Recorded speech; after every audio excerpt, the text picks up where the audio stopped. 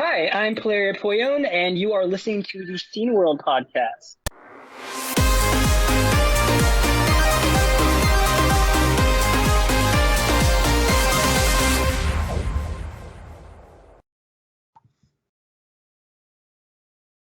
Hello, it's the Scene World podcast. Hi. And this is the news section with Dennis Karimani and Jörg Dröge, because AJ is out of order, as you can see, and Dennis, volunteered to sit together with me in the news section. Before we talk to our today's guests, that was me alone, unfortunately, Dixon Wu, the guy that made Retro a thing in Hong Kong in 2015. We have some news. I have some news, but I don't have much news. It's just two news items. And the news item number one would be that the originally exclusive game for the television Amico called Space Strikers is now called Creators and will be released in Q3 2022 via Steam for the PC. So because there have been some discussion that the game should be released anywhere else, because it doesn't look like the Amico will come through fruition right now. So at least one game will make the jump to the PC. And also there is a delay for the real-time strategy game Starship Trooper Terran Command, and that has been pushed forward to the June 16th. And it's playing in the movie universe. Who doesn't know the 90s movie Starship Troopers? And the last game for the PC that was a strategy game was actually in the 90s, if I'm not mistaken. So finally, it will be happening on June 16th. That would be all for my news this time. And now let's jump to Hong Kong and learn about Dixon Wu and Retro. See ya.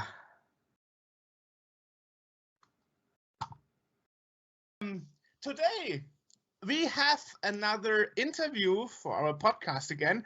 And this time we are covering retro in Hong Kong.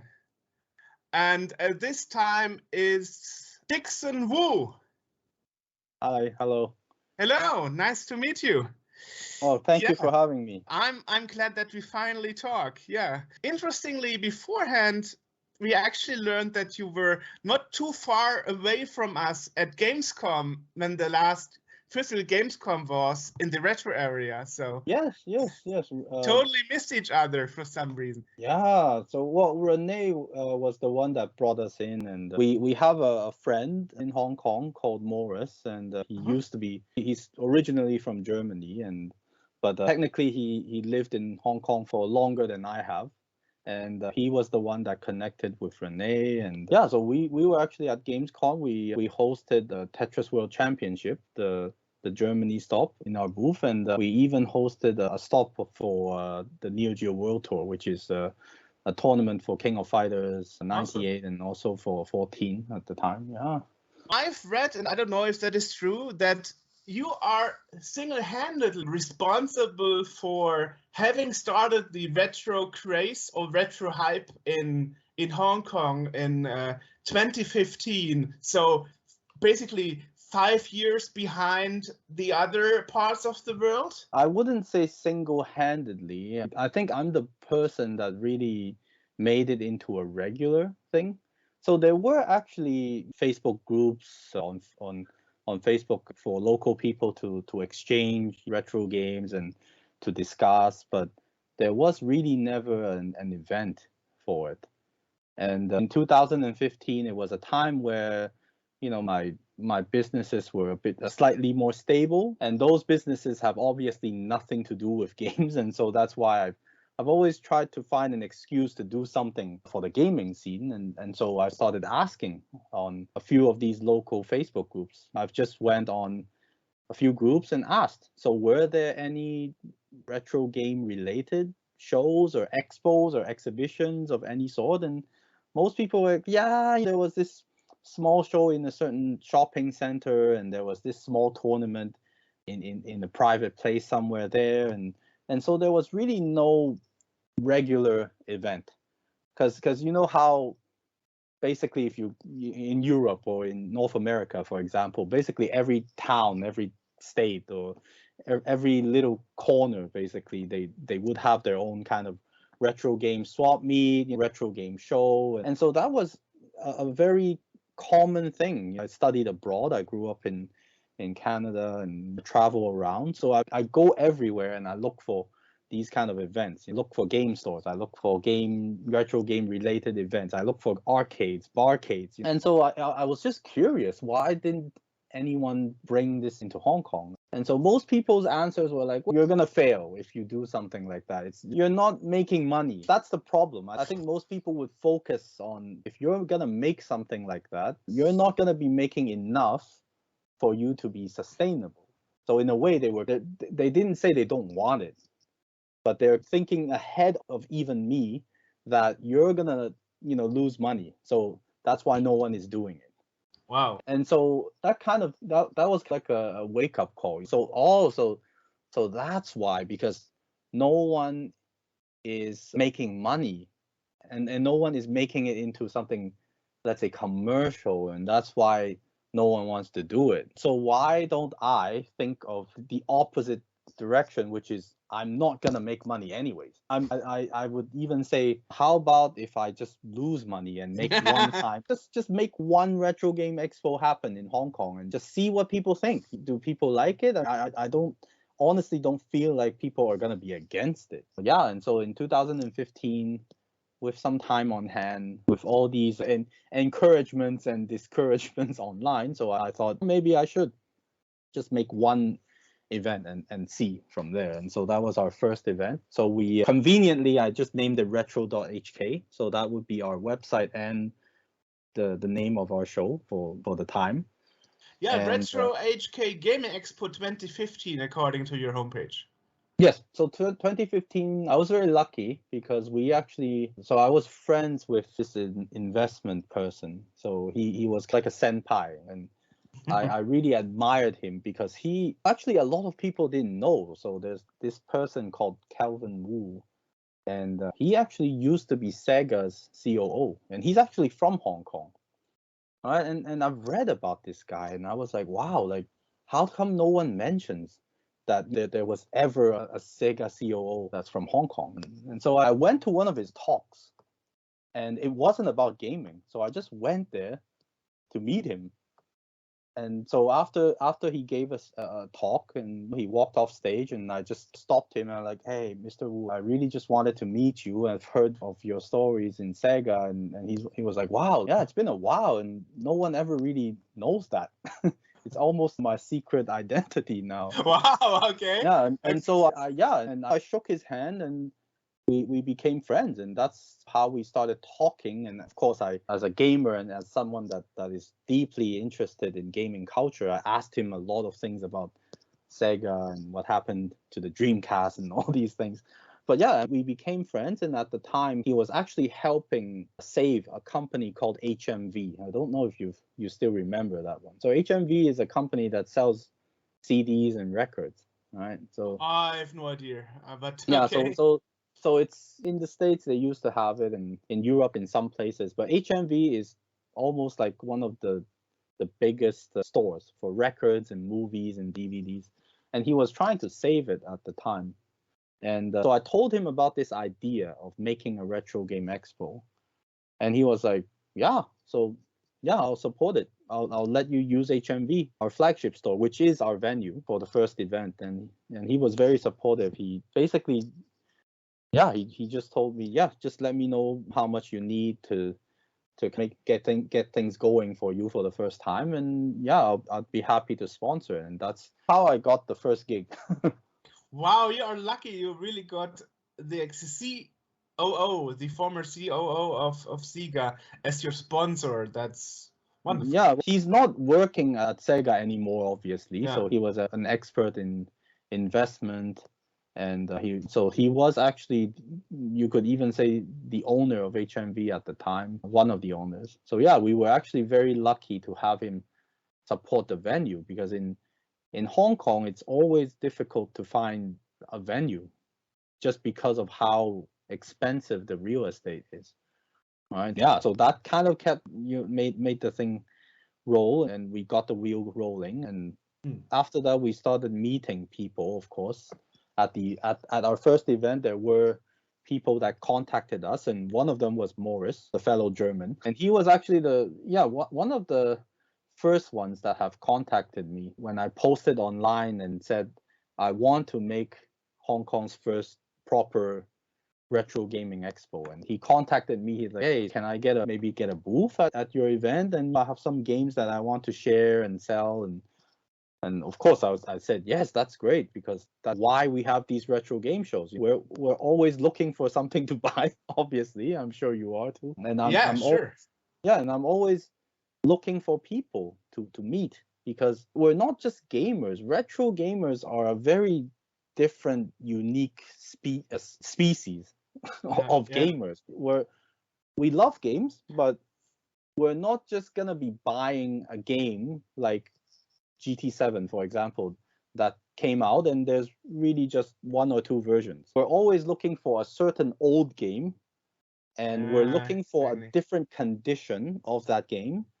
And once we have that one that we're satisfied of the condition, we start looking for a different country's version or a different region's version. And so that's why I think it's especially important for us retro gamers to be reaching out to each other, because there's going to be things that you want, that you are looking for, that there's plenty in Hong Kong, or that there's plenty in...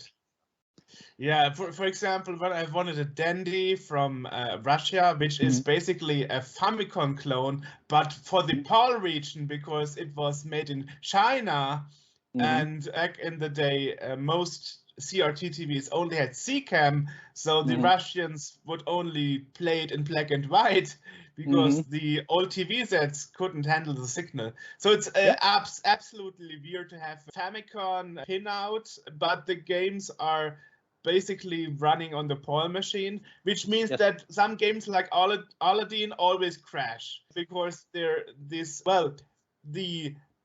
PAL version on a Famicom pinout cartridge is pretty hard to find. I guess it's a similar in Hong Kong, that you have special version of consoles, for example, that didn't come out anywhere else. And I remember you told me before this interview that there's actually this specialty about Hong Kong, that the Famicom and the NES were both officially released side on side in Hong Kong. Yes, I honestly don't know any other regions or countries that has that, because it's weird, right? Because in the States or in Europe, you guys had the NES, and of course in Japan they had the Famicom, and then they would export it. So in Hong Kong or other regions, they would have legal parallel imports of the Japanese version of Famicom. But Hong Kong actually had two different companies that became the official distributor of Nintendo products. And so one of them has the right for the NES, and the other one has the right for the Famicom. And so we actually have our own version of an official release of the NES and the Famicom around the same period of time, which is very weird, because we actually have a special package for it too. So on the box, it said Hong Kong version. On the NES, where the cartridge goes, on the flap, it says Hong Kong version. And the Famicom one also has Hong Kong version on the box, and also on the front, where the metal stripe is. So yeah, we actually have an official version of that, and it's not just the parallel import. Of course, you can import the Famicom to the US, for example, but the US would never have an official US Famicom version sold in Walmart, for example, right? But Hong Kong has that, which is weird, and which is weird in a good way, because when a lot of people they come to Hong Kong and they ask me, so what is something that I could get in Hong Kong that I would love to collect? Then I told them about this story, and most of them find it quite fascinating. So why is there such a strange business decision. And Hong Kong is such a small dot on the map. It's not even a country at the time. I mean, it's never been a country, but it's not even a country. So how could Hong Kong actually have both official versions exist at one time? So how did they resolve that in terms of TV standard and electricity synchronization? At the time, they were both PAL. Ah, And Hong Kong being a British colony, of course, we followed the UK standard. So power and the TV signal, they're all following the UK standard. So they're PAL. And so it's basically between 210 and 240 volts and 50 hertz, just like in Great Britain. Which is super interesting because even there, between the different regions of voltage, even there is a difference. For example, when in Germany we had 220 volts, Britain had 240.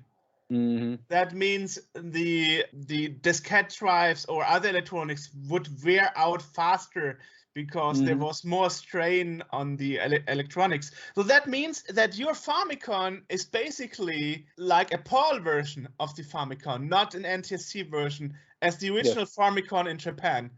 Yes. So it's basically the same as the Dendy in Russia, which is also a PAL. You could say that, yeah. So it's okay. So having said that, so we have the official version. Of course, that doesn't stop the importers and shops to import directly from Japan also. Wow. So we have, so then I start thinking about why this is happening. And of course, everything made sense because Hong Kong was a port, right? So Hong Kong is basically an exchange port, like a middle point to anywhere. So we had a lot of different versions, different regions of things that pass by Hong Kong. And Hong Kong is used as a free port to basically export things to China, to any other regions. So it made sense that all these things would just come in and out. And that's what is so interesting about Hong Kong, because we don't get a certain version of things. We get everything, exactly. So we are the only place that when Breath of the Wild came out, for example, so you go to, you're in the US, for example, you walk into Toys R Us or whatever, Walmart, Target, Best Buy, there's only really just one version, right? You get Breath of the Wild, the US version on Switch, and some people don't even know there's that's called a US version. It's basically Breath of the Wild. I live in the US, I go get a version of Breath of the Wild. Exactly. The end user, the normal layman, doesn't know all this region thing and TV signal synchronization, which is still a thing in HDMI times. Yeah. People don't know that. So how do Hong Kong people not buy the wrong version of the game for their console? So they must be made aware somehow. So that's why Hong Kong, I would say, most gamers in Hong Kong, especially our generation, might know just a little bit more than just playing the game, because at the time when it was the Famicom era in Hong Kong, it was like a war zone of Famicom products, right? So there were clones, there were the official two versions, the NES and the Famicom, and there were parallel imports of NES from Europe, from the US, and there were parallel imports of Famicoms from Japan. And later on, it's even worse because there was the Famicom disk system, which opens the doors to all easy piracy. And then you get game shops that basically there's just a booth, and then you just go and give them a number and they'll just copy the game to you on a clone Famicom disk. Right? So it opened all these possibilities. And that's why, going back to Breath of the Wild, right? So we in Hong Kong, when Breath of the Wild came out and you go into a local game store, you get probably 6 to 7 versions. And they're all there. And so as a gamer or as a customer, when we walk in, and we're used to this kind of mode of buying games, we are very aware that, okay, so I want the US version because I guarantee that it would have English. But then, of course, the local version, the Hong Kong version, would also have Chinese and English. But then that's because it's the Switch. It basically follows what your setting is on the Switch. But then back in the days when it was the PlayStation 2 era, and there were still region locks, for example. So you have to be very aware. You buy a US game, you're gonna have to have a USPS PlayStation 2, or you're gonna have a modded one that plays everything, right? Well, in the times of NES, people didn't know that you could just pinch one leg of the lockout chip and it would run everything. But then you still have the problem. I tried it out. There is RoboCop 3, which has this famous music of Jaruntel, who is a Dutch guy. So his music was done in PAL. But the original release of RoboCop was the American one. So so in the game they made an NTSC fix for the playing routine, playing the tune at NTSC speed, so speeding up the tune. But when they made the European version, they didn't remove this NTSC fix, which means despite the music was done in the Netherlands and it would normally run on PAL machines fine, it runs too slow because they didn't think about fixing removing the NTSC fix for the music when doing the European version. But what they fixed is the sync of the graphics and the scrolling. That means when you try to play the NTSC version on a PAL NES, then you have the correct speed of the music, but the game would crash as the level scrolls. Yes. So that means if you don't pay attention to those differences as a Hong Kong gamer, you would basically buy a game that would simply crash on your NES or on your Super Nintendo or whatever, because it was never fixed to run on your system from the synchronization with the power outlet and TV signal. Yeah, so exactly. So the regional challenges from the hardware, and that makes every country or every city's gaming memories very unique, because Hong Kong we would probably be talking about the same game. We're all going to be talking about, we played Super Mario Brothers, we played Double Dragon on the Famicom, but then everyone would have a very different memory of how we played it. In Hong Kong, for example, piracy was still a huge problem at the time, so we would have 101 or 50-in-1 cartridges. There are people that grew up with those, and they would never really think about what an original game is. I just loved the game, and I just played it, and we played it on a 50-in-1 cartridge. And I've actually met people in Hong Kong that doesn't even know that Famicom cartridges had boxes, because they just grew up. Yeah, they just grew up with buying a cartridge, and sometimes they just don't understand.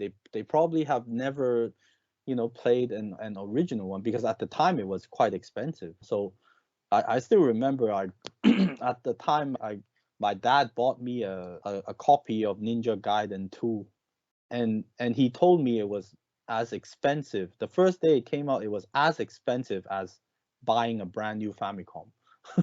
Wow. So I'm guessing it was around the range of, let's say, 200 or maybe $250 for an original game.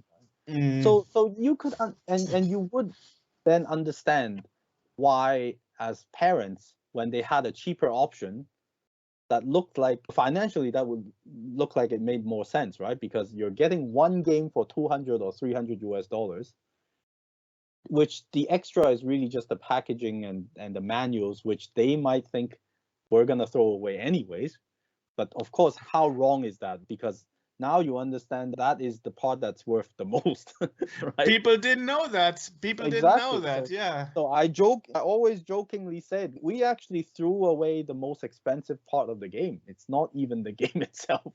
Exactly. Everybody did that, yes. Yeah, yes. When we're buying these brand new graded games, or when we're buying these really expensive retro games, we're basically paying for the nice carton box. Right? Exactly. Yeah.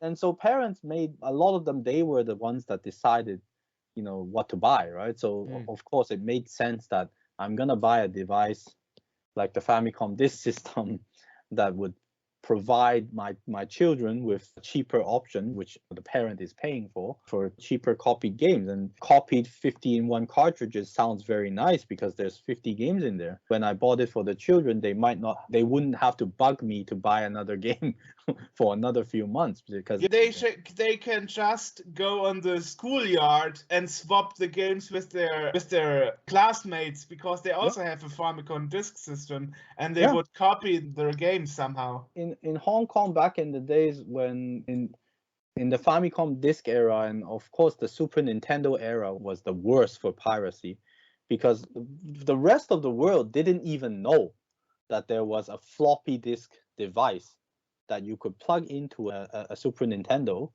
and you could actually be playing games like the Famicom disk system. That really just existed in a few regions in Asia. So they had a disk system for the Super Nintendo too? Yeah, so that was an unofficial device called the Game Doctor. There's different names of them. It's basically a whole device that you plug onto the cartridge slot, and it's like a floppy disk drive.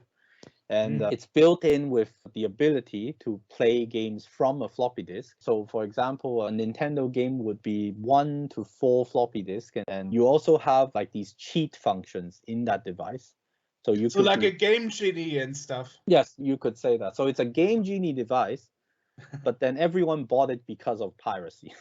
Wow, I didn't know that. I only knew the only thing that swapped over here was the satellite system for the SNES. That is something we heard of. Just because because in the recent 5 years, a lot of people are coming for preserving satellite system versions of F-Zero and stuff. So I never knew about a disk system for the Super Nintendo. Yes, so again, that's not official, and that's why you've probably never heard of it. But as unbelievable as this sounds, back in the days, I know that I would say most people that has a Super Nintendo at home would have that device. That's not an official Nintendo product. No, it's not an official product. Okay. Yeah, so it's unofficial. They usually go by the name Game Doctor, or there's of course clones of that device that has different names too. But I think I heard about that once in a dark corner of my mind. Yeah. So again, going back to the point where I said most regions or most countries or cities would have their own unique memories of gaming, because in Hong Kong, that was part of the memory. And it was crazy. It was like the Wild West for piracy, because you didn't even have to go to a game store to get games. At the time, I still remember in junior high, people were still playing Super Nintendo, and you could actually go to a stationery store, and they would give you a catalog that is basically just stapled papers, and it would be a list of all the games on Super Nintendo with the names. So the English name, and then a Chinese roughly translated name. And you would pay a stationery store.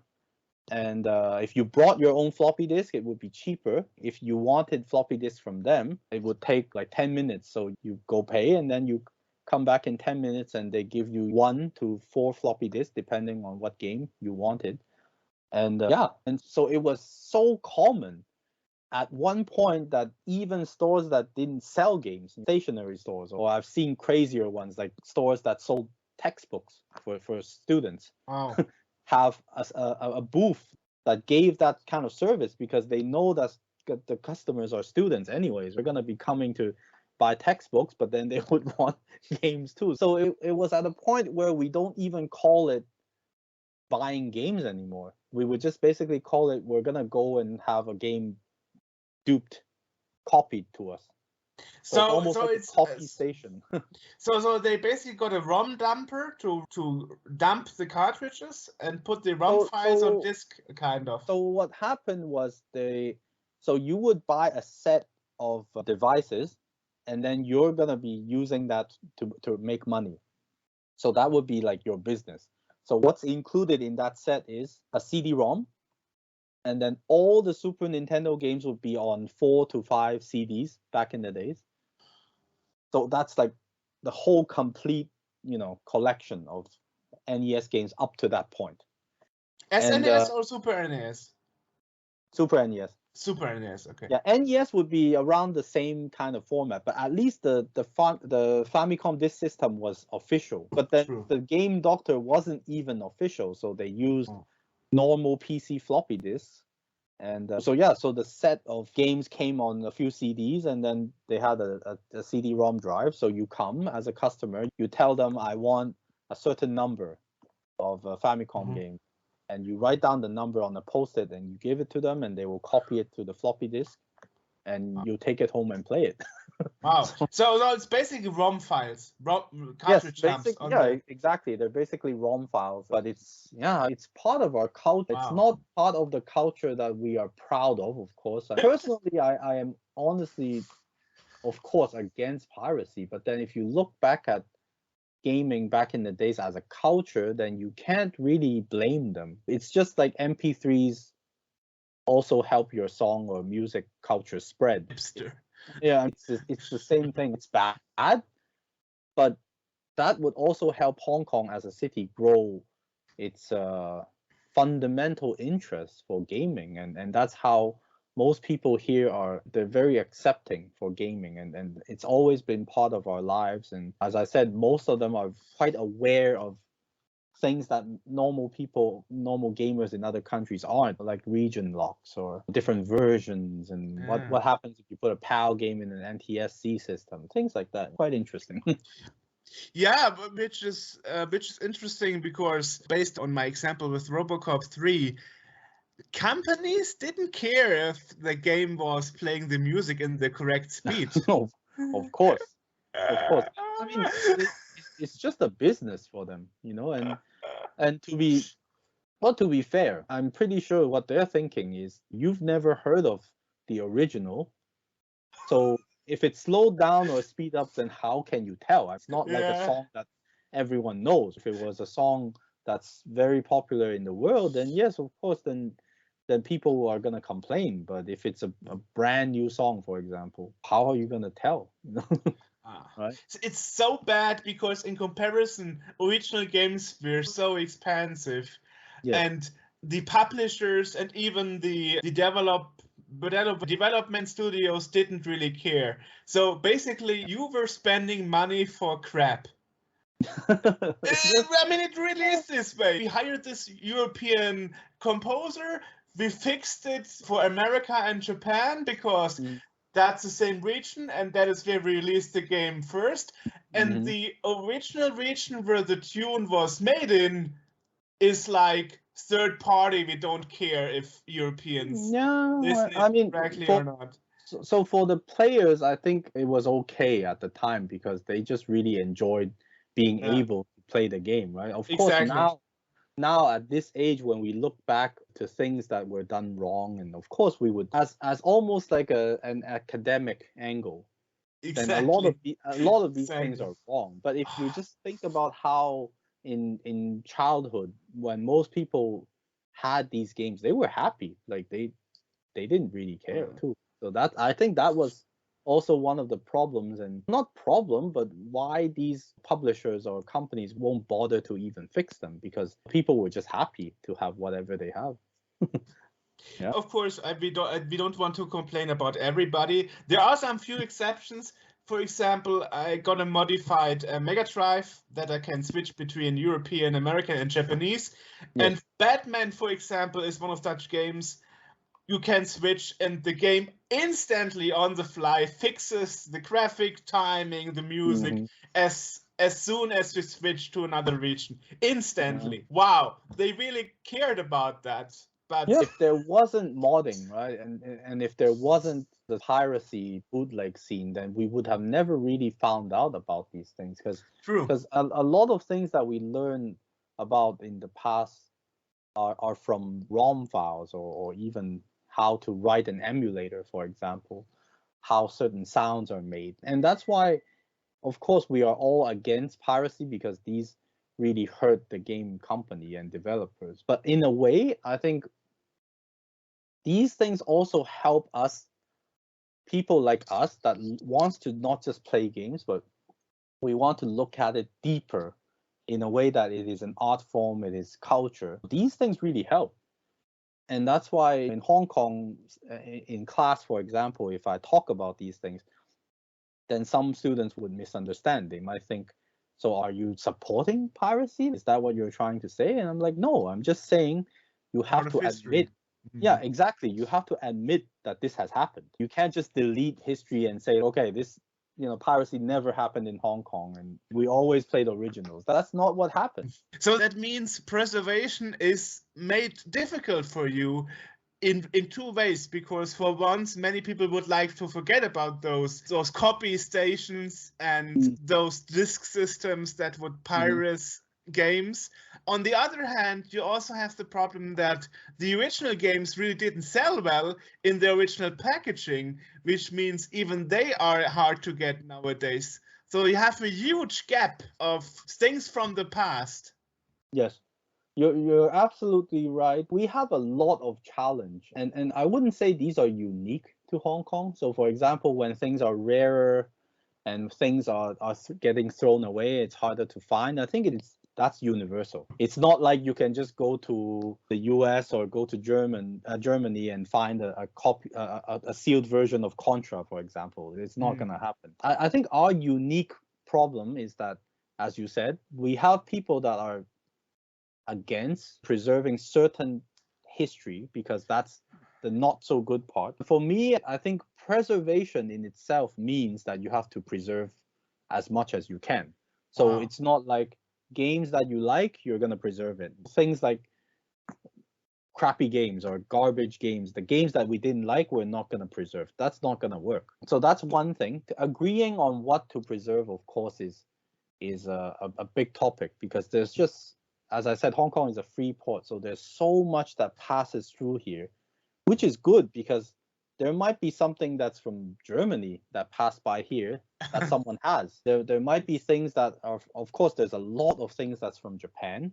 There's a lot of things that's from the US and Europe. So we get sources from everywhere, which is good in a way because it's easier for us to find things. The real challenge, I think, is, first of all, I've mentioned this a few times, real estate, the space in Hong Kong is the biggest bad cycle for a game collector because people can't actually keep these things at home because their homes are very small compared to in Europe or in North America. Our flats or our apartments are tiny.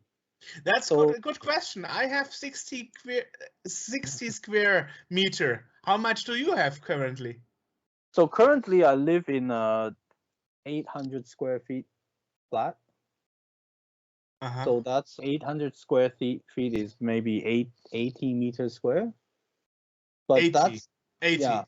Oh, Yeah, that's but quite a lot for Hong Kong. We're lucky. We worked hard for it. But if you, let's just say most people might not have that kind of space. And we don't have children yet. Me and my wife is also a gamer. So she would allow me to actually keep. You married the right person. That's good. Yes, exactly. And that's, Okay. that's why you would see that I have a dedicated room for games. But unfortunately, a lot of my fellow retro gamers aren't that lucky. Their wife would just think, why are you keeping these junk CRTs at home? And anyways, so the bad cycle is that we have smaller flats or smaller houses. And so most people will make decisions to throw away things regularly in a pretty fast cycle. But isn't it nowadays more, at least here in Germany, that people rather put it on eBay than throwing it away, because then you could at least make some money with it? Yes, of course, if they were original games, of course. But if I'm talking about things like CRT TVs, for example. So which is bad because they should be preserved because of exactly. light guns, for example. Exactly, light guns. Yeah. And of course, scan lines is important too because games look very differently. True. Even if you convert it to HDMI and you could plug it to TV, right? Yeah, which is a whole new misconception because people always thought that the graphics were blocky and crap. No, they weren't, because the technology wasn't advanced, so the game wouldn't look so bad back in the 80s, 90s. Yes. So just that's the why picture wasn't as sharp. And that's exactly why we have to preserve these things, because when we have a yearly retro game show, when we have the space, we're going to put out as many stations as we can. So what I mean by I saw your station, videos. yeah. Amazing, amazing. Thank you. Our team worked really hard. Yeah. So preserving the game itself is not the only thing we're doing for game preservation, and I think that's another misconception, because you have to keep the whole environment of running that game, and we have to keep it in a way that it was how we played it. And so the next generation of students, for example, or game developers, or just younger people in the city can experience the same game that we played when we grew up with it. So the problem right now is that when CRTs are so big and they're not at the point where these are worth a lot just yet. If you told them any CRT is worth 1,000 US dollars, then yes, people would keep them because they know that there's a value. But there was this huge gap in Hong Kong where these were garbage. Everyone wanted an LCD TV. True. Right? 27, 2008 was where 2010. Yeah, that was the time where people were like, I need a better TV. Here's the thing, comparison. I'm living in a big city, but still, when 2 years ago, when the pandemic started, and in August, on a hot summer day, in the middle of the night, my CRT TV would just smoke, and I was calling up a repair business, and they were like, okay, they were founded in 1995, exactly the age of the television. And when I called the front desk, she was like, a CRT from 95? Is that one of those with those huge tubes? I'm like, yes, that's why it's called CRT, cathode exactly. ray tube. That's Yeah. exactly. And they were like, yeah, we will do it, just because it's a pandemic, and they need every business they can. And that was the quickest repair I ever got. On the same day they picked it up, they said, we opened it, we found the problem, we can return it to you tomorrow. That was the fastest repair ever. But the biggest problem is finding businesses still willing to repair CRT TVs and still having the knowledge. People here in Germany that knows how to repair those things, they are 70 or older. Exactly. How do you handle that in UK? In Hong Kong, in HK? Okay, so we have the same problem. We call them the CFUs, right? The masters to fix these old devices. CRT TVs are 70, 80 years old. There's no new parts. And again, going back to the expensive real estate. So every problem in Hong Kong is somehow related to the high rent and high land price. Because how would a company fixing TVs, I'm not even talking about CRT TVs, right? Just let's say a company that fixes TVs, right? How would they be able to survive if the rent was so expensive? So the high rent is basically forcing Hong Kong people, right? Hong Kong business people to think you have to make the best out of this high rent. And you're not going to be choosing a game store, for example. You're not going to be choosing a TV repair company. You're not going to be choosing something like an arcade. And that's a whole new topic, but that is exactly why arcades, game centers are dying in Hong Kong. Just because the rent is just so high, it doesn't make sense. Right? So when we go back to the high land prices here, then retro game in its form, everything in this ecosystem, right? The repair guys, the service shops, the shops that sells parts, none of it makes sense anymore. And no one has a big enough apartment. That's the problem. We don't have attics. Most people in Germany have a house or a huge apartment, and they have attics, they have storage rooms. In the US, they have a garage, they have a basement. So it's like free space that you could keep basically what people would call junk. Right?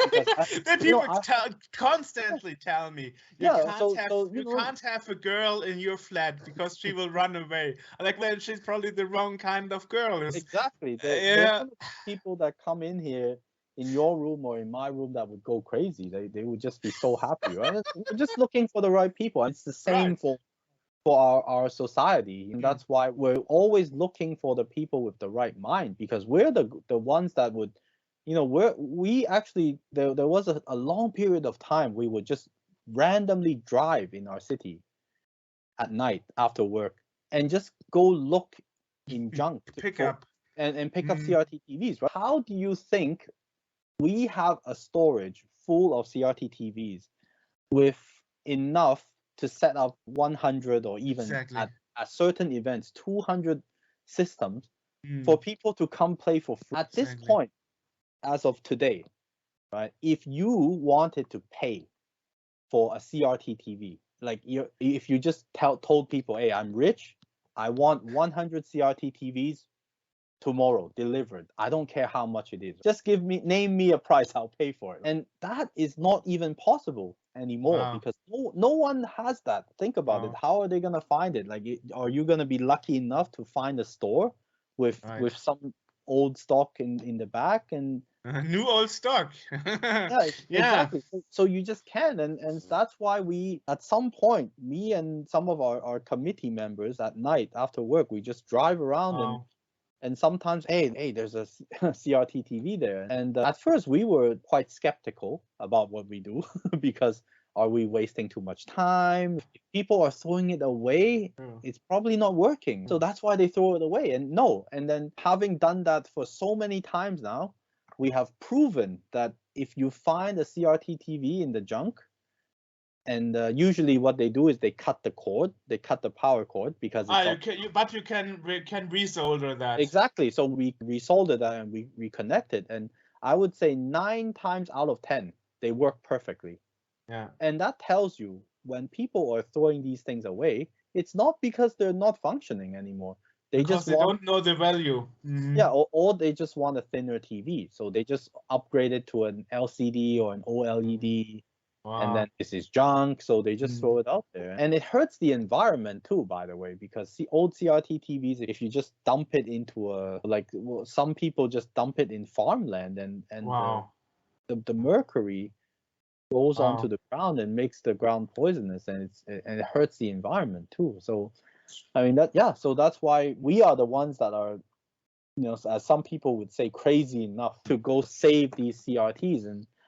And thus there's this hashtag online that says CRT rescue, right? So we're really going out and trying to rescue as much as we can. But the golden time to do that has passed already. So at this point, I would say maybe a year, 2 years before, we were still able to find some. Let's say we go on Facebook groups or on a secondhand product app called Carousel. You could still find some people that didn't want it and you could go pick it up. But these 2 years, because the government has canceled the analog signal for television channels, so they basically force everyone to upgrade to a newer TV that has built-in digital tuners. So everyone basically threw these old TVs away, and now you just can't find them anymore. So now it's about repairing what you have. Well, exactly, but that's also a challenge, because I'm actually quite surprised that you said you could just call up a company and they would come and fix it, because honestly, in Hong Kong, like, we only know some individuals. Well, fixing partly. They replaced the net filter. That's smoke. Okay, that's a part you can find even in modern TVs, because it's evening out the signal that's coming from the power outlet. Okay, that's easy. And there also the left speaker is broken. Can we replace it? No, I can't, because you can't get the original part. And if I put in a non-original replacement, then the TV is losing its operation license. This could cost me my business. Yeah, if somebody finds out that I put in an unofficial, that's not certified by German standards, to put in your TV. So I had to find a friend that is not afraid of high voltage, open it, and put in a second-hand TV. I found on eBay in Hong Kong. I found a company that's still producing arcade machine speakers, and they also fit in my TV. Wow. Yeah, that's exactly what we're all doing. So we don't really just stay in our area. When it comes to fix our things that are in our collection, we would go as far out as like yourself going finding a store in Hong Kong. Right? And again, that's why I think it's so important to build up a network of friends that are just around, and especially when in Hong Kong we're close to mainland China, so we could still find a lot of parts that are, you know, unofficial, but it does the job, especially for arcades. Hong Kong is, you're not gonna be able to find any businesses in Hong Kong that would help you fix a CRT. Like, it's impossible. But you have the advantage that you have the industry next to you that's still producing speakers, for example. Yeah, And but stuff. the problem is, Here in Germany, we don't have speaker producing companies. yeah, that's true. For things like fixing a CRT or fixing an old PlayStation, for example, these are all just individual contacts that we have to save. It's almost like a rumor.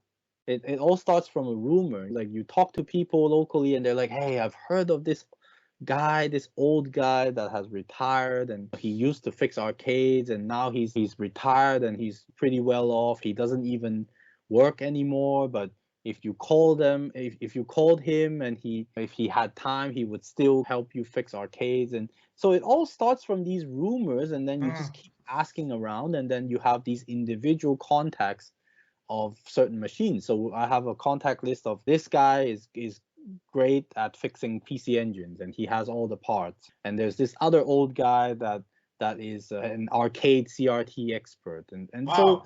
So Okay. you would have all these individual non-business contacts that are just individual names, and you would collect a list of these people, and whenever you would need help, you would know who to call. And of course, as a society in Hong Kong, I feel like we have the responsibility of telling people that, hey, like, there are some masters that are still here that could probably help. And so when people reach out to us, even if we don't know them, and they ask certain of these questions or about repairs, we're gonna refer it to them.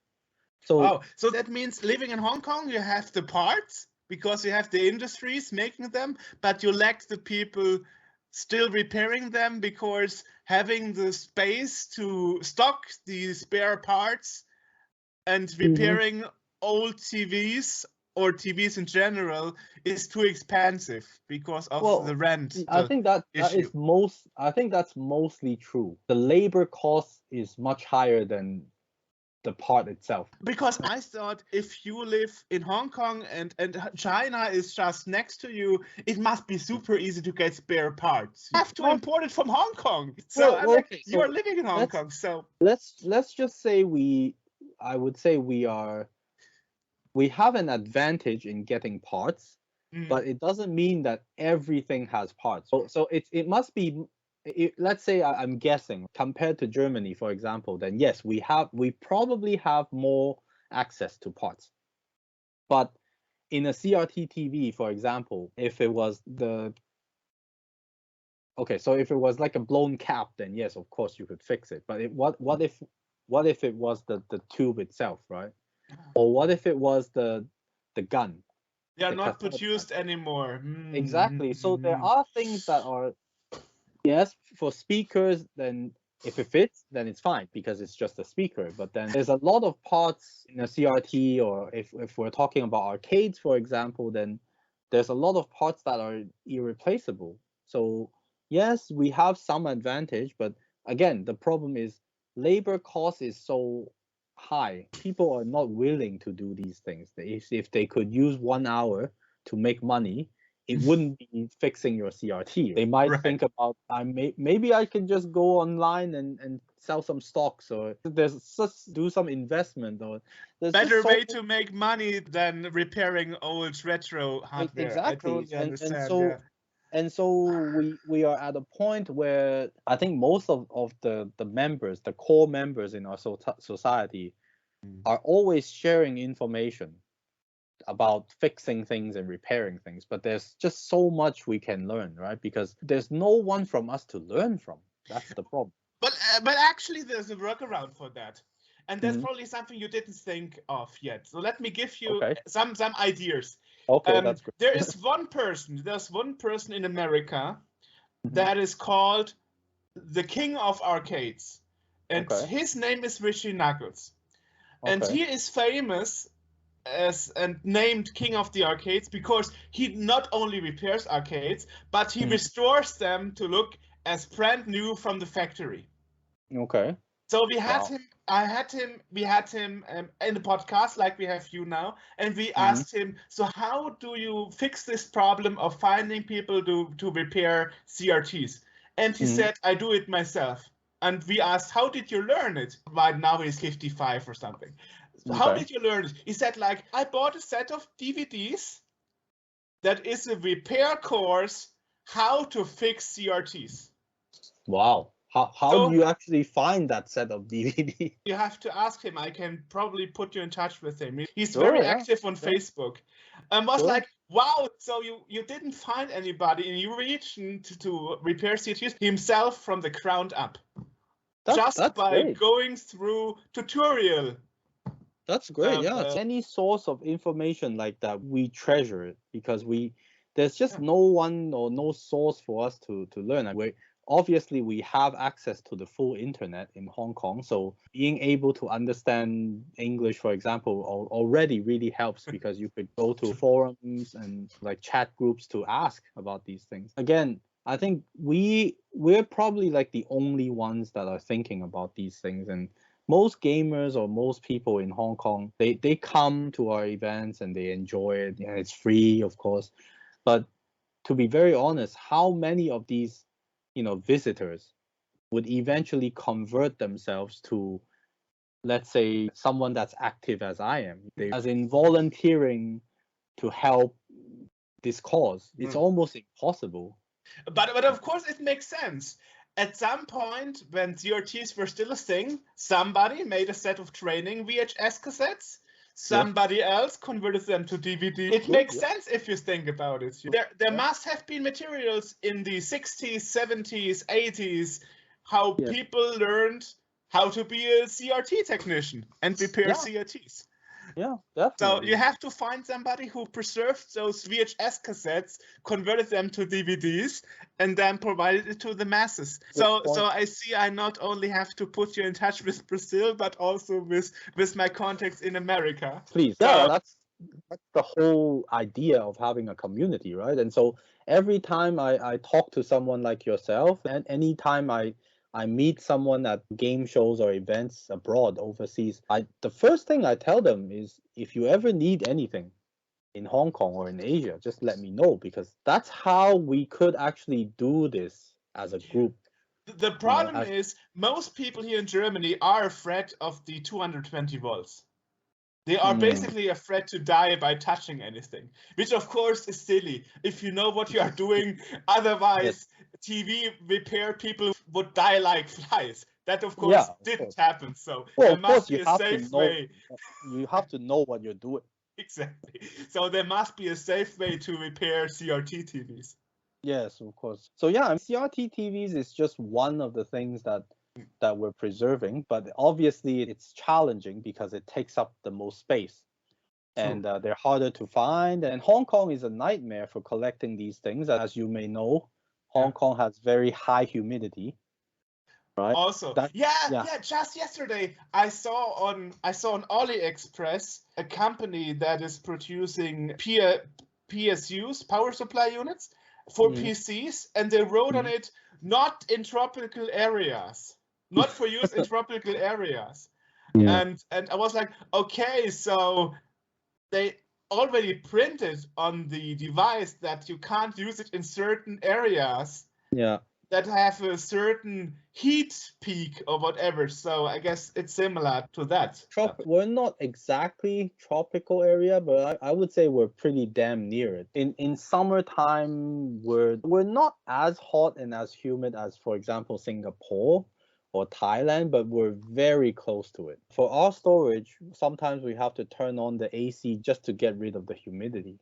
And so humidity is the worst enemy that you can have for arcade PCBs, for example, for Yeah. CRTs, and sometimes arcades, for example, you have to leave them on. That's they're meant to be used that way. So they're meant Right. to be turned on for the whole day. And people in Hong Kong, if they collect arcades, sometimes they would avoid turning them on when it's humid, and sometimes preheating them before it becomes humid, things like that. And so it Yeah. really trains a new class of collectors in Hong Kong, where we know very good, in a way, very precisely what we have to do to store our things. For example, we put these, I don't know if you've seen them, like you put these, it's like a little piece of soap where you just randomly put in your storage to absorb humidity. Wow. Okay. Yeah, we have those pearls Yeah, that you those little sometimes pearls. have when you pearl bags. Yeah. That you sometimes have when you buy something from China. They are Yeah. enclosed to suck out the humidity, The humidity, in the package. Yeah. The city has an ongoing problem of the lack of space Mm. and then humidity. And so these are like the worst kind of things that you would want as a game collector. And I think that's why our society, as a non-profit society, is trying to preserve it in one place, as in one organization. So when we always tell people, if you're planning to throw away something like a CRT or old games, then just contact us. Feel free to sell them on eBay, of course. But if you know that they're not worth anything, or if you just don't want to deal with it, at least you're not just throwing these very historical pieces in the junk. So Exactly my point. Now the question is, if I help you tracking down those training videos for CRT TVs, do you have somebody that is like in their 20s, 30s, who are willing to learn stuff from 40 years back? We would, but it takes time. I wouldn't say that myself or my organization are the only ones pushing for this kind of effort. But just the most known one. I'm really trying to stay humble, because I know that there are a lot of collectors in Hong Kong that are much more knowledgeable than myself, but they're just hidden. It's a really Asian kind of trait or tradition where people don't want to show their stuff, or people don't want to let others know what they have, because they think, same as in Japan. Yeah, because that's like an Asian thing. Because I was forced to be put in this position because I'm the founding person. So whenever there's an interview locally, or even with you right now, then I am the representative. That's how I would see it. So this is my job, right? I would see it this way. But there are people that wouldn't think that this is their responsibility. And if I'm showing off my stuff, it makes people think that I'm really showing off. So I wouldn't want to share knowledge, because if you share too much, people will attack you on Facebook and it's things like actually that. not an Asian thing alone. If you watch or listen to the episode we did before the last one with Wayne Benjamin from Jamaica, we were sitting there for 10 minutes. And he was talking about how small Jamaica is and so on. And after 10, 15 minutes, he became, I don't want to spill the beans or be showing off too much, but I'm the only one preserving retro and history in my country. And I'm like, that is the truth. Then let's talk about it. Don't hide it. Don't try to be modern if you are the only one in your small country doing that. So I would say the same to you. If that is what you do, then it's what you do. If you are the leading force, then you are the leading force in a way. At least we're trying to be. We have not chosen to be in this position. I always say that. I've mentioned this in many of the local interviews. Probably the first time or second time that I've said this in English, but I wish that we weren't the only ones. Like when people ask me, like, oh, do you enjoy to be the so-called pushing force, and do you enjoy to be always be called the first one or the only one? No, And that is exactly why I True, would true. always start Yeah. by saying, unfortunately, we are the only retro game expo. That is unfortunate. If you think about, I studied in Los Angeles, for example. If you think about a place like Los Angeles, they have a few, let's say, more than 5 retro game events or expos, and smaller swap meet events, of course. And in Hong Kong, I think we could have 1 or 2 or 3 events. The city would love it. It doesn't have to be me. Honestly, I would much rather have someone make an event and I could actually go as a visitor and enjoy it. Because every time we actually do an event with we, in terms of including our volunteers, right, including our core committee members, we work our ass off, and we never, honestly, never get to fully enjoy the event because we're always standing there managing everything, and True. our Totally, volunteers, totally understand. yeah, and our members are always like patrolling the venue just to see if anyone needs help or if they have any questions or if someone just changed the channel on the CRT TV, and they Yeah, complain to you and hey, this is not working because they yeah. pressed the I channel change remember button, that at right? Little Gamescom, things like that. we have this 1084 CRTs, and mostly the front panel cover would be broken off. People constantly change brightness, Yeah, yeah, volume, whatsoever. So yeah, I actually had to find somebody in Germany 3D printing those covers so we could make people stop from playing around with our CRTs yeah, on the and booth. people are, and I don't blame them because people are just curious, and you have to realize that a lot of these visitors have not ever seen a CRT. A lot of these younger visitors, they've probably never seen one, Here's and the so thing. Here's the yeah. thing. It's not the younger ones Oh, that are okay, touching and okay. changing it. No, So it's the adults. Like, I know this from 40 years ago. Oh, we can oh change the brightness. Like, you are doing, you are damaging our presentation. Don't do it. yeah, But yeah. the adults, they have no shame. They have Well, no. we've encountered individuals that are similar, and sometimes they try to show it off to their children and wife.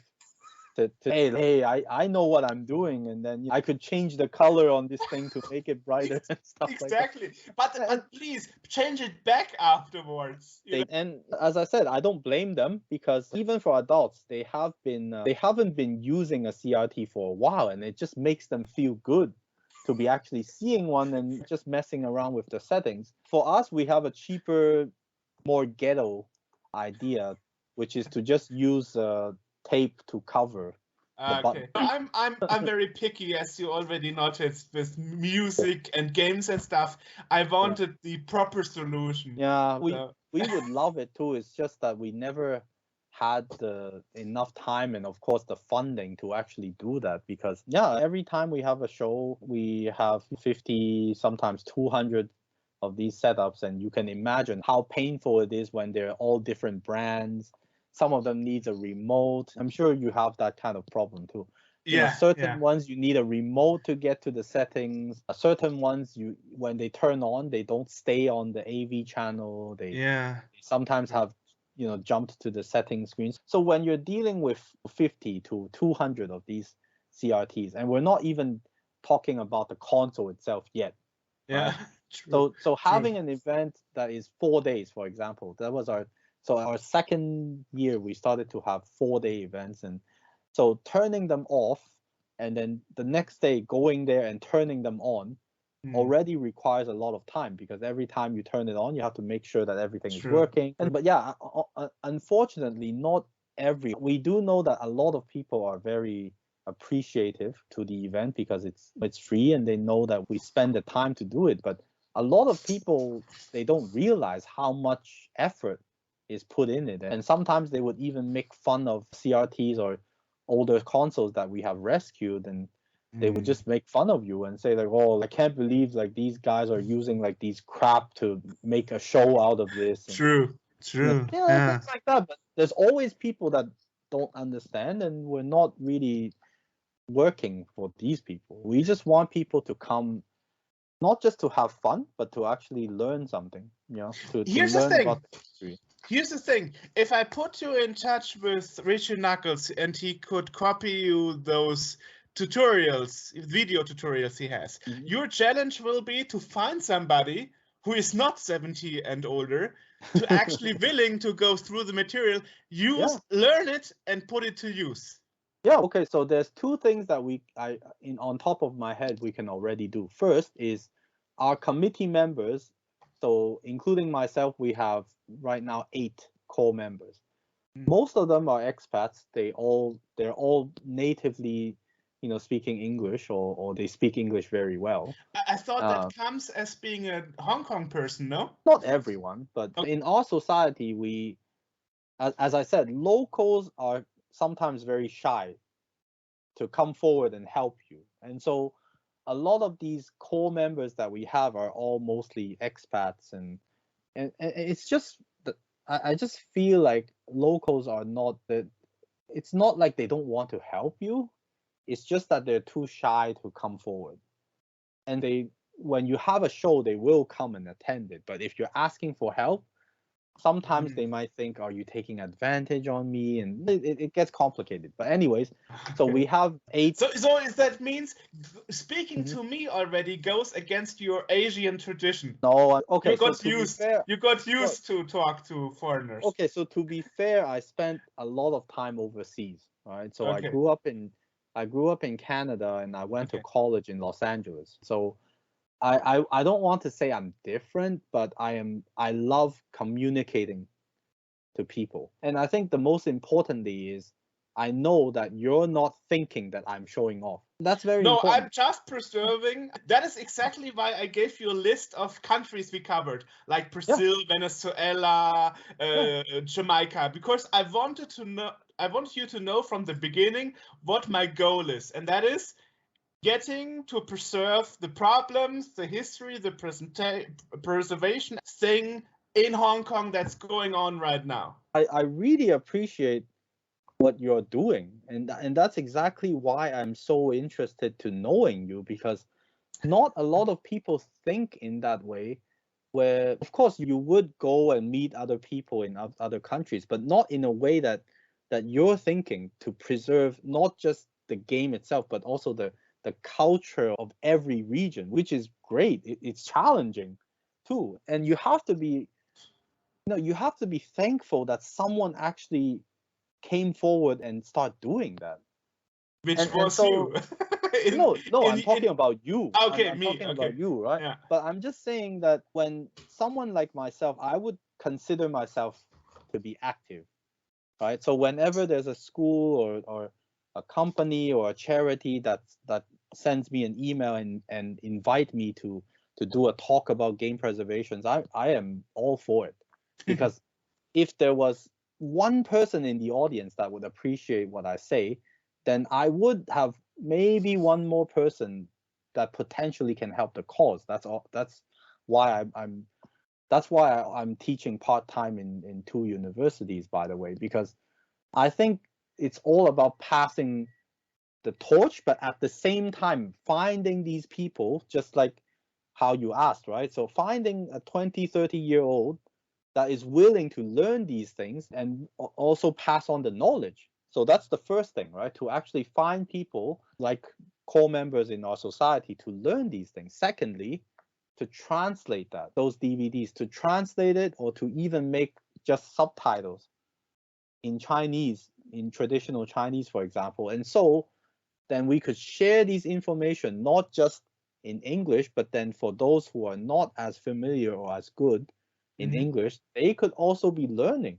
from that. And yeah, there's a lot of things that's going on in our society that we're trying to help, not just preserve things, but then in a bigger picture.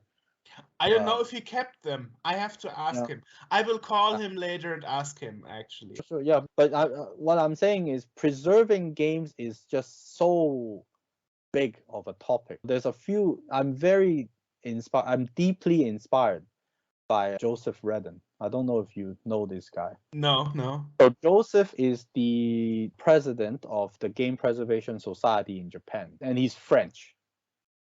Oh yes, I heard his name. Yeah, he is one of the people on my list I want to talk to. Yeah. Yeah, I would gladly introduce him to you. Oh, yeah, that would Yeah. help. So Joseph is a person that I've heard of online, and I think it was a few years ago. NHK, which is the Japanese TV channel, made a small documentary about his efforts in preserving games, which is rare because he's a foreigner, and NHK Yeah. rarely does such a big featured documentary. But you have to understand a lot of that is outsourced to foreign agencies, for example. So for example, well, Joseph is one of the guys that you can speak to, and he speaks English, of course. And but I find it very interesting when I met him finally in person. There was one time I flew to Japan just to meet him because he is, from France, and he used to collect and preserve games in France, and he loved the games. He loved preserving games so much that he, found a job in Japan, and he basically just moved to Japan to continue his preservation work. And awesome. Yeah, I've read about it. he has his own place, his house, and his house is where he lives and also where he puts his collection. And he opens up the ground floor as a library for anyone that wants to just go in and read all these old PCs and Japanese like video game magazines. Like you can just book a time, and he'll open up the ground floor for you to go in and read them. He preserves all of them. And that's one thing that I would say is the most important thing that I learned from him is preserving video games is not just about preserving video games. The first step is to preserve the magazines. That's what he taught me, because that's where all the record is. So he made a good example, right? So for example, if a game was announced and it was in the magazines, but then it was canceled. So if you don't have the magazine, then how do you know of a game that's canceled? Because you could never find it in the market. You would need to find the person who wrote the article and hope that he still remembers it. Yeah, and so preserving the magazine itself is the first step, because the magazine would tell you what has been announced and what has been canceled. Yeah, that's the problem. Even if the author is still alive, you wouldn't know what to ask because you didn't know it existed in the first place. Yeah. Ask what you don't know existed. Yeah, so that's why the magazines is the first step of game preservation, because at least you would. So again, so how do you actually find a master list of, for example, all the games that came out in Hong Kong, all the games that are from Hong Kong developers, for example? You won't be able to find it on Google. So it's not like you can just go on Google and type of games that are developed by Hong Kong people and you would magically have this list. It doesn't exist. The government doesn't even have it. So preserving magazines is also part of our main work.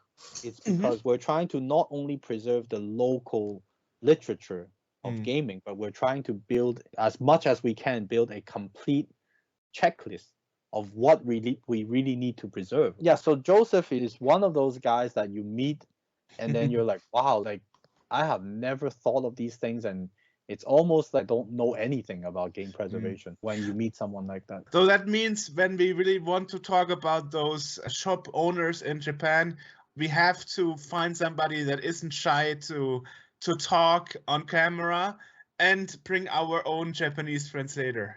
Yeah, that would be the most ideal, because for them it's easier to talk to a local. So if you have someone no, he's not local, he's Turkish. I mean, like in the local language, in a sense. So it's easier for the shop owners to talk to someone that he feels comfortable in talking about, because they always think about how not to misinterpret themselves. So they're afraid that if they said something, then you're gonna put it on the internet, and then maybe their competitors would say like, "Oh, this guy is bragging," or like very complicated things like that. I in know. the Asian culture, especially Japanese, they have, right? Even for the Japanese language, they have different sets of words that are used for people that are at the same age or people that are older than me or younger than me. So I'm trying to say that Chinese people are more flexible because we think, oh, it's okay if he can pay more, then yes, I can do this and I can add that and do this. And so we're not sticking to any principle. And that, when translated into service, it's great because as a customer like yourself, can you do this? Yes. Can we do that? Yes. Oh, that's great. Like Chinese people are great. Like you just tell them to do it or even add a bit of tip, they would do it. But then if we use that flexibility and translate it into product design, for example, it doesn't work because Japanese people are like, okay, I am super stubborn. I have my Okay, principles. totally I'm understand. gonna make this Sony phone the best looking phone. Like there is no, there's no giving up on any detail. Whereas if you Okay. translate that flexibility of how us Chinese people do it, we're gonna be like, oh, okay, so the customer wants it to be round. Sure, yeah, why not? He's the guy that's paying. Oh, okay, so the customer wants an extra button here. Yeah, sure, why not? Like he's the one paying for it. Then you end up with a product that is what the customer wanted, but then customers never really know what they want. So what I'm trying to say is Japanese people have a very strong, I would call it a craftsman kind of thinking. They're thinking of service, a meal, even a drink that is served to you as a craftsmanship. So this is something that they use their hands to make to you. Even a Nintendo game. I mean, if you look at how games are made from Nintendo compared to a game like made in Sony, for example, is very different. Nintendo has the traditional Japanese principles and thinking into it and the True. stubborn. But then if you look at how, let's say, Chinese people do things, I'm not saying it's bad. I'm just saying it's good for business, but it's not necessarily good for the product itself. And we don't have that craftsmanship. We don't believe in craftsmanship. And I'm saying generally, I'm a person that believes and honors craftsmanship. That's why we are talking about fixing CRTs, right? Because that's craftsmanship. But the nowadays Chinese people, their thinking is, why should I fix this? I'm just gonna buy a new one. I'm rich. Who cares? Yeah, right, okay. So right. so if you really want that, I'm gonna throw it away for now. And if you want, I can always buy it back. Which doesn't work for old things. Exactly. Yeah. Their thinking is there's always things I can always buy something back if I have money. And so we don't have that craftsmanship mindset. Whereas if you compare to Japanese people, they fix things, they understand how to improve things, they think like a craftsman, but we think more like a businessman. So going back from Japan to Hong Kong again, because we got a bit sidetracked, Yes. you said most of the people that work with you on preservation and so on are expats, so people from abroad. Yes. What are you trying to do to get Hong Kong people, your country mates, to change their behavior and step forward? Well, apart from talking at universities. Our events in itself is a way to promote what we're doing, and I think in the past we haven't made this into a point yet, because if you look back, we started in 2015. We're still young compared to a lot of different organizations in the world. So at first, I would say we didn't really stress on the point about preserving, and we want everyone to make an effort in preserving, and you could be volunteering for that. At first, I think it is to make it into a fun, enjoyable event so that people will just come and know about us. And so in the last, let's say, 2 to 3 events, we try to stress a bit more on the preservation aspect. We try to tell them more about why we are doing this culturally, and we tell them like the effort of how much effort we put in preserving these CRTs, and so far I would say it's working. At least there are people that send us emails and tell us that they have things to donate to us, and some select few would even ask, hey, if there's an event next time, please tell me, I'll come help. So it's slowly working and gaining traction, but I guess it takes time for our name to be built up. And If it wasn't for the pandemic, I would say we're there. Like we're at a point where people would see us regularly. At least they would be like, oh, so this is not like a one-time thing. It's not just this guy called Dixon that just wants to host a retro game event for him to enjoy himself. At least I could see his effort yearly. At least there's one big flagship event every year. It takes time for people to start trusting you as a society. But then, of course, the pandemic is definitely not helping. So in 2020, for example, that is the first time we never had a retro game event. So we had no Retro.HK Gaming Expo in 2020. And last year, with the few months of zero COVID cases, we were lucky to have one smaller event in a shopping mall. It's relatively smaller than the ones we did in a university, but people still came because they were hungry for an event like that. So it still drew a very big crowd. And so are people not interested in retro games, or are people not interested in the topic of preservation? Definitely not. They are definitely interested, is what I'm trying to say. But I think the next step is, of course, for everyone to recover from the COVID and really tell them like what is the next step for us to preserve. So we have things now, but we need to start sorting them out. Like we need to start digitizing the magazines, for example. We need to start potentially seeking for like other organizations' help for space, because we're running out of space. We have a roughly 1,000 square foot storage, and it's slowly filling up because that was just my point. You also have to, after digitizing, you also have to preserve the magazines itself. Yes, they're all in our storage. But the problem is the degeneration of the paper itself. Okay, so the paper, of course, is degrading, but then it's not at a point where it's not readable. So what I'm trying to say is we have to try to digitize them as soon as possible. And we're still very far away from having a complete collection of all the magazines in Hong Kong. Believe it or not, back in the days, I'm talking about, let's say, late 90s, early 2000s, we had, at a high point, we had like maybe 15 to 20 magazines weekly. So it was a big industry at the time. So businesses were competing very fiercely to be the #1 game magazine. So back in the days, there were monthlies and then there were weeklies. And so weeklies became the main thing. So at a point, 15 to 20 weeklies per week. Wow. Of different brands. And then later on, fast forward to 2022, there's only one left. Wow. Because internet killed everything. The internet, Facebook, and YouTube. YouTube kills a lot of things because you not only don't need a strategy guide anymore because someone is showing you exactly what to do and what to unlock. Long plays. Yeah, and long plays are in a way very bad, because when you have time to watch the whole long play, you don't even need to play the game anymore. True. Yeah, because and I can understand it, because people of our age, so I'm born in 82. Oh my god. Okay, perfect.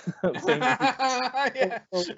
So we're at the same age, we're around late 30s, 40s, and a lot of my friends, they're just too tired after work.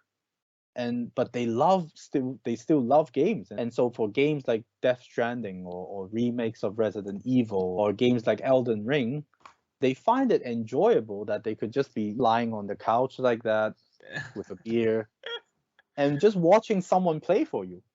And so you could still be able to join the conversation. And when you're asking me, hey, did you play Elden Ring? And he's like, yeah, like at this first level, I see this, and like past that bridge, I see that. And it's just a new format of how people are enjoying games. But in a way, it's hurting the game industry itself, because you don't even have to play it. So YouTube and less revenue because the person watches this, not buying it himself and stuff. Yeah, and so game magazines in Hong Kong are completely dead for many years, and there's only one that's left, and that person is basically like a freelance. He doesn't have an office. He just hires freelance at home, and I appreciate his effort, because he's the only one that's still doing magazines in Hong Kong, like gaming. Wow, that would be another person interesting to interview, perhaps. Yeah, I'm not sure if he speaks English, but yeah, I could ask. But I'm just, what I'm trying to say is preserving magazines is much harder than we think, because in the US, for example, Nintendo Power, right? Everyone subscribed to Nintendo Power. Although it's worth a lot and it's getting rare because now people have thrown them away, but there is almost like a unity of books that you have to collect. But then again, in Hong Kong's case, it was like the Wild West. Wow. Weekly, oh Everyone, my God. yeah, weekly, and then everyone could publish a gaming magazine. At a point, it was so profitable that traditional newspaper would give out a free gaming magazine in their newspaper just so you would buy Wow. their newspaper. So to preserve it is not like in the US where you have these bigger brands like Nintendo Power or like the Dreamcast magazine or whatever, and then you have a whole collection already. In Hong Kong, it was like it was chaotic. Some magazines went bankrupt after a few issues, and no one kept those. But I remember there were a few magazines that came out for 3 months and then they were just gone because competition was just so fierce at the time. So things like that, and it's interesting because the more you try to preserve, the more you learn, and you just talk to people locally, and they will tell you like, hey, I remember there was this one magazine that came out just for one issue, and it came for free with that one, but it never went into fruition, things like that. And it becomes like a collection of stories, like a collective memory of things rather than preserving the actual product. Wow. I see after we finish this interview, I have a lot to do for you and try to put you in touch with people, helping Thank you you. to preserve more. When I interviewed people in the past from other regions, they already got everything set. And Yeah. everything is set out. I see for you, you still have a lot of work ahead of you.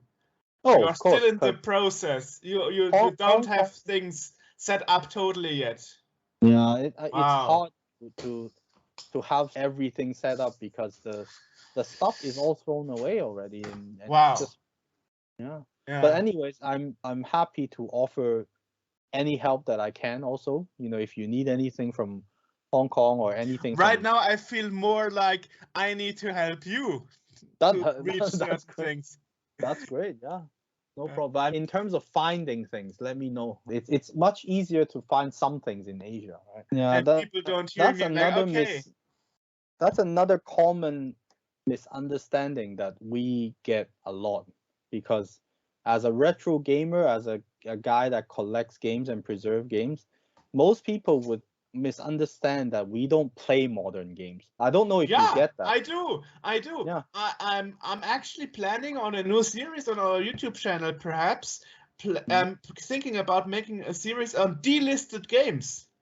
Oh, that's nice. There are really very cool games that, like Blur, one of the best racing games ever, like an arcade racer, but with like Super Mario Kart. But it came at a time where the other two racers won the market share, and they only sold 500,000 copies on all systems. So the game is very rare, and there were only 3 copies left at Amazon Germany. Oh, wow. And I was like, wow, you have to preserve something about this game because it's so rare, you know? So Yeah, definitely. even that, because what people don't understand, modern games nowadays or 10 years ago at some point will become rare. Like nowadays you have retro PC groups. Yeah.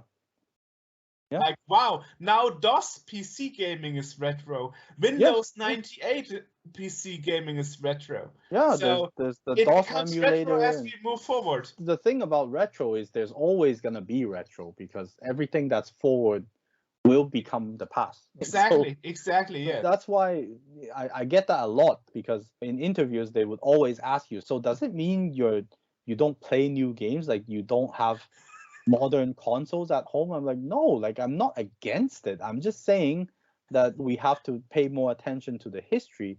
I have a PS5, okay? Like I don't. I have a Switch, but okay. Yeah, exactly. I have a Switch, I have a PS4, and I am a modern gamer too. Like these things are not what we're talking about today, right? But I get that a lot. I get that a lot. Yeah, but people understood that people think that we are stuck in the Yeah. past. No, Yeah, we yeah, are not exactly. stuck in the past. Yeah, people It's think not like, and some people would think, oh, you probably can't afford the new things, and that's why you're playing like old games. And I'm Which like, is no, actually the because other way around. The older stuff exactly, is more expensive now. exactly, because older games are always more expensive. So if you think that we're trying to save money and that's why we're playing used games, and that's not true. And so these are some of the things that I have to debunk in some of the previous interviews, because it's just a very stereotype kind of situation. People think, oh, you're playing old games. Anyways, but it's been great talking to you. Thank you very much. Before we hang up, where can people find about you? There is retro.hk. What else you have? I think right now we're most active on Facebook. Some people ask why not Twitter, because most people in Hong Kong still use Facebook, and not many of them actually has Twitter. And also considering the people that are around my age, like older, I would call myself older now. People that comes to our events, they tend to use Facebook more, so that's why we chose Facebook as our main, communicating channel. So if you go on Facebook and search for retro.hk, then you'll find our page, and we update about our events, of course, and we also update about just anything that's retro game related, artwork and funny memes of retro games and things like that. So cool. Yeah. Thank you. Let's keep in touch, and certainly. Take care. You too. And let's keep in touch. Certainly. Good night. Goodbye. Good night.